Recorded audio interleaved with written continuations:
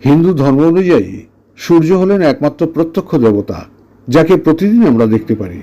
আমরা সকলেই জানি সূর্যের কিরণ রোগ জীবাণু নাশ করে এবং দীর্ঘ জীবন, সুস্বাস্থ্য ও আত্মবিশ্বাস প্রদান করে এই সূর্য। বেদে সূর্যকে জগতের আত্মা বলা হয়েছে। ছট পুজো শুধুমাত্র একটি বৈদিক উৎসব নয়, বরং একটি হিন্দু প্রাচীন উৎসব যা সূর্যদেবকে উৎসর্গ করা হয়। ছট পূজা মূলত সূর্যদেব এবং তার বোন শক্তির দেবী ষষ্ঠী বা ছঠি মাইয়ার প্রতি উৎসর্গীকৃত এক মহাব্রত, যা পরিবারের সুখ সমৃদ্ধি ও সন্তানের মঙ্গল কামনায় পালিত হয়। লোককাহিনী অনুসারে রাজা প্রিয়ব্রতর কোনো সন্তান না থাকায় তিনি কাশ্যপ মুনির পরামর্শে একটি পুত্রেষ্টি যজ্ঞ করেছিলেন। কিছুদিনের মধ্যেই তার স্ত্রী মালিনী দেবী এক মৃত পুত্র সন্তান প্রসব করেন। পুত্র শোকে পাগল হয়ে নদীতে গিয়ে শিশুকে নিয়ে দুহাত তুলে মাতা ষষ্ঠীর কাছে ছেলের প্রাণ ভিক্ষা করেন।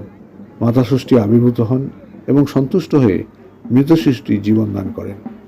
রাজা প্রিয়ব্রত আনন্দে আপ্লুত হয়ে দেবী ষষ্ঠীর মহিমা ঘোষণা করতে শুরু করেন এবং তখন থেকে ছট পূজার প্রচলন হয় বলে অনেকের ধারণা।